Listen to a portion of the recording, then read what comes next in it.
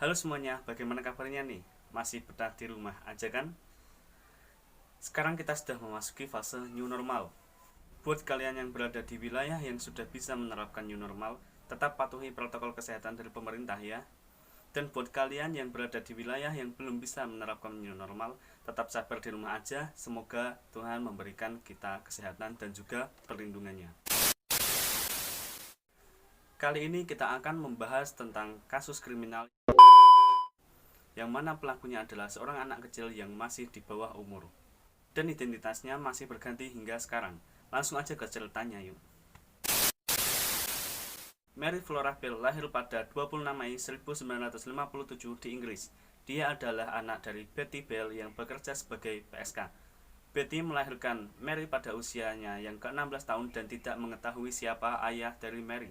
Semua perilaku menyimpang Mary ini dipercaya berasal dari hubungan keluarga Mary yang kurang harmonis. Mary tinggal di White House Road di Scottswood, yang disebut sebagai daerah perampasan ekstrim yang menampung jumlah kriminalitas di atas rata-rata pada saat itu. Meskipun identitas ayah Mary tidak terlalu jelas, namun pria yang bernama Willie Bell atau Billy Bell adalah sebagai ayah kandungnya. Ada pertanyaan seputar apakah Betty bertemu dengan ayah Mary ini setelah kelahiran dari Mary. Apapun kondisinya, Billy dan Betty mereka menikah setelah kelahiran Mary, yaitu pada tahun 1958. Dia adalah seorang penjahat dan pemabuk yang terkenal di kalangan polisi. Dia kemudian ditangkap karena kasus perampokan bersenjata. Jadi Betty atau ibu Mary ini digambarkan sebagai orang yang depresi dan tidak menentu. Sikapnya itu random. Betty tidak sepenuh hati merawat Mary. Waktu bayi, Betty sering meninggalkan Mary di depan rumah, lalu dia pergi, ya itu, melanglang buana. Ya PSK itu. Mengetahui hal itu, tetangga dari Betty merasa kasihan dan juga mau merawat Mary. Mary juga sering mendapatkan pelecehan dari lingkungan sekitar. Meskipun mengetahuinya, Betty tetap tidak peduli pada Mary dan juga membiarkannya begitu saja. Betty juga sering melakukan percobaan pembunuhan kepada Mary, seperti contohnya ngasih overdosis pil tidur dan melemparkannya dari senjata. Semua kejadian itu dilakukannya seperti seolah-olah dia tidak sengaja untuk melakukan hal itu. Contohnya waktu ngasih pil tidur, Betty mengatakan bahwa itu adalah permen yang membuat Mary ingin memakannya. Waktu melempar dari jendela, Betty mengaku dia melakukannya secara tidak sengaja. Masa kecil Mary tidaklah seindah masa kecil anak-anak yang lainnya. Dari bayi sudah diacuhkan oleh emaknya. Contoh lainnya adalah ibu Mary pernah mengizinkan pria untuk melecehkan Mary di usianya yang waktu itu masih 40 tahun guys. Coba bayangkan, gak kebayangkan? Dan karena kurangnya ruang di rumah, Mary sering terkena apa yang terjadi antara Betty dan klien-kliennya itu, yang diklaim juga melibatkan sadomasochism. Jadi, sadomasochism adalah menyakiti pasangannya saat berhubungan seksual. Kayak bondage gitulah guys, kalian tahu sendiri gitu. Nah, jadi kan Betty itu PSK. Jadi dari yang aku baca-baca, dia itu bagian yang genrenya itu sadomasokis. Seperti kayak penyimpangan seksual di bidang kekerasan gitu. Lengkapnya cek Google aja. Mungkin pas kliennya datang ke rumah buat 4646, si Mary juga kena. Selain itu, dia juga terkena perilaku mabuk oleh ayahnya, yaitu Billy Bell, dan mendapatkan kekerasan dari ayahnya juga. Ada juga catatan yang sangat memilukan guys. Jadi pada usianya 4 tahun, Betty pernah mencoba untuk menjual Mary. Coba betapa gilanya itu emak. Dia juga mengaku sering mendapatkan kekerasan verbal dan fisik dari Betty di usianya tersebut. Dipercaya dari sanalah menyebabkan Mary melakukan pembunuhan terhadap anak kecil dan mengalami penyimpangan sikap dan perilaku. Mary menganggap kekerasan dan pembunuhan anak kecil itu seperti hal yang biasa. Dia tumbuh menjadi anak yang mempunyai perilaku yang sangat aneh dan tidak biasa oleh orang-orang. Pada usianya yang 10 tahun, dia lebih cenderung main dengan anak-anak kecil, kira-kira yang masih usia TK-TK gitu. Pernah pada suatu hari dia melakukan kekerasan terhadap anak kecil, yaitu dengan cara mendorongnya dari perosotan, didorong gitu, dan membuatnya terluka. Oh iya, sebelumnya Mary juga punya seorang teman yang bernama Norma. Dia 2 tahun lebih tua dari Mary. Meskipun lebih tua, Norma selalu saja menuruti apa perintah Mary, karena dia ketakutan. Kejam ya. Lalu seperti apa kasus kekerasan dan pembunuhan yang pernah Mary lakukan? Pertama, yaitu pada hari Minggu 12 Mei tahun 1968. Seorang ibu setempat mengeluh kepada polisi bahwa Mary telah berusaha untuk mencekik putrinya, yaitu Pauline, di sebuah sandpit. Pauline memberitahu bagaimana Norma telah menjatuhkannya dan Mary lalu menggenggamnya di tenggorokan. Dia kemudian melanjutkan untuk mengisi mulut Pauline dengan pasir kayak gitu, sampai Norma melepaskan dan pindah, seperti ketakutan apa yang telah dilakukan Mary, sehingga Pauline bisa bebas dan berlari pulang, terus melapor ke ibunya. Setelah itu ibunya melaporkan ke polisi, namun polisi tidak menindaklanjuti kasus tersebut karena ya menurut polisi itu cuma main-main. Kasus pembunuhan pertama. Pada tanggal 25 Mei 1968 adalah kali pertama Mary membunuh. Mary membunuh seorang anak kecil yang bernama Martin Brown. Jadi kronologi ceritanya itu seperti ini. Mary mengajak Martin ke rumah kosong yang berdekatan dengan rumah Martin. Di sanalah Mary membunuh Martin dengan cara mencekiknya. Mary mencekik Martin sambil melihat tatapan terakhir dari anak tersebut hingga dia meninggal. 2 hari kemudian, Martin ditemukan oleh polisi, namun polisi sangat kesulitan untuk menemukan siapa pelakunya. Karena di tubuh Martin tidak ditemukan tanda kekerasan ataupun titik jari Mary yang melekat di leher Martin. Itu pun tidak terdeteksi. Dan akhirnya, karena informasi yang didapatkan polisi itu tidak lengkap, maka kematian Martin hanya dianggap sebagai kecelakaan biasa. Anehnya, setelah Mary membunuh Martin, dia langsung pergi ke rumah temannya yang bernama Norma dan langsung main dengan dia. Ya kayak biasa aja gitu, kayak nggak ada apa-apa gitu, padahal dia sudah membunuh anak kecil. Beberapa hari setelah Mary membunuh Martin, tepatnya tanggal 27 Mei, Mary mengajak temannya Norma Bell untuk bermain di taman bermain yang isinya anak-anak TK. Mary melakukan kekerasan kepada anak-anak itu, seperti menjambak rambut dan lain-lain. Dia juga mengacak-ngacak tempat bermain tersebut bersama Norma. Norma hanya mengikuti Mary karena dia ketakutan. Ya karena Mary itu ya ngancam gitu. Lalu, hal tersebut diketahui oleh guru anak-anak TK dan membubarkan semua yang ada di taman. Lalu ada suatu kejadian yang mengejutkan dari situ. Mary memberikan sebuah kertas kepada salah satu anak kecil yang ada di taman permain tersebut, kemudian menyuruhnya untuk memberikannya kepada gurunya. Betapa kaget sang guru tersebut ketika membaca kertas yang bertuliskan "We did murder Martin Brown", ya yang artinya itu kayak kita udah bunuh si Martin ini anjing, lihat aja besok-besok bakal gue bunuh lagi anak-anak yang lainnya. Masa kayak gitu guys. Lalu mengetahui hal tersebut, guru itu kemudian melapor ke polisi. Namun polisi lagi-lagi tidak percaya karena hanya menganggapnya itu sebagai candaan biasa atau lelusan biasa gitu. Ada juga versi yang lain itu menyebutkan tidak di taman bermain tersebut karena kertas itu ditemukan waktu Mary dan Norma melakukan kerusuhan di tempat penitipan bayi. Jadi kertas itu ditemukan di sebuah kamar, tapi ada juga yang bilang kertas itu ditemukan di tempat TK yang itu tadi yang diberikan oleh anak kecil. Tapi pokoknya kertas itu adalah.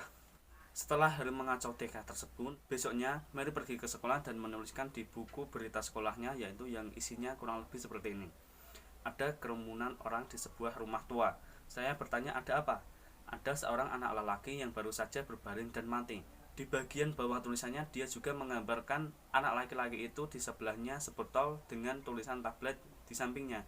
Dia juga menggambar seorang pekerja yang menemukan mayatnya. Tidak ada yang begitu memahami tentang hal yang dilakukan Mary ini. Random banget kan yang di sekolahnya juga. Dia juga pernah mengaku bahwa dia telah membunuh Martin. Namun teman-temannya tidak percaya. Karena Mary itu dikenal sebagai anak yang suka bohong. Jadi teman-temannya nggak percaya apa yang dikatakannya. Kasus pembunuhan kedua. Lalu pada tanggal 31 Juli 1968, 2 bulan setelah membunuh Martin, pembunuhan kedua dilakukan. Mary mengajak temannya itu tadi yang bernama Norma dan membawa seorang anak kecil yang bernama Brian Howe yang masih berusia 3 tahun saat itu ke sebuah gudang kosong. Sampai di sana, Mary langsung mencekik Brian dan Norma kaget. Loh, kok gini? Karena Mary melakukan hal itu spontan. Norma tidak berani melakukan apapun karena diancam oleh Mary. Gak sampai situ aja guys. Setelah Brian mati, Mary mengambil gunting lalu memutilasi badan Brian dengan gunting tersebut.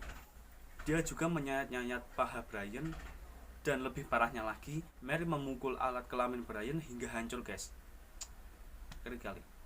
Mary juga menambahkan sebuah goresan di tubuh Brian yang menuliskan inisial namanya yaitu huruf M. Lalu, tubuh Brian ini mereka sembunyikan di tumpukan beton. Dari pengakuan Norma, selama Mary melakukan penyiksaan dengan cara menyayat-nyayat korbannya itu, dia mengajak Norma untuk melakukan itu dengan gelagat meledek seperti, "Woi, lihat nih, asik banget kan? Lu harus coba deh. Gila, asik banget gitu." Ya ibaratnya kayak gitulah. Intinya dia seneng banget waktu menyiksa korbannya yang tersebut. Pengakuan lainnya dari Norma adalah setelah melakukan pembunuhan tersebut dan menyembunyikan mayat dari Brian, dia kembali ke rumahnya masing-masing. Lalu kakaknya Brian mencari-cari Brian karena hilang, karena nggak pulang-pulang. Dan kakaknya bertanya kepada Mary dan Norma. Kakak Brian memberitahu kepada Mary bahwa Brian telah hilang. Namun anehnya, Mary malah menawarkan untuk membantu kakak Brian untuk mencari adiknya. Ya kayak gitu. Udah sakit ya, udah sakit. Mereka mencari di sekitar lingkungan mereka, tapi tidak ketemu-ketemu. Setelah itu, Mary tiba-tiba menyarankan untuk mencari di tumpukan beton itu. Lah, si Norma langsung kaget, guys. Loh, tadi katanya nggak usah bilang-bilang kok malah dikasih tahu. Wah, edan wong iki. Terus nggak jadi. Kemudian Norma mengalihkan untuk tidak mengecek adiknya itu di tumpukan beton itu. Udah gila ini si Mary ini. Setelah itu kakaknya melaporkan kasus ini kepada polisi. Lalu polisi mencari Brian dan menemukan mayatnya ditemukan beton yang tadi itu. Kesaksian tetangga mengatakan bahwa di saat mobil jenazah Brian lewat, Mary bersembunyi di rumahnya sambil tertawa dan menggosokkan kedua tangannya kayak gitu nih. Mantap. Iya, emang psikopat gitu sifatnya kayak gitu. Jadi dia merasa puas setelah melakukannya. Setelah itu, polisi melakukan penyelidikan besar-besaran terhadap kasus Brian ini. Mereka mewawancarai semua anak yang termasuk Mary dan Norma.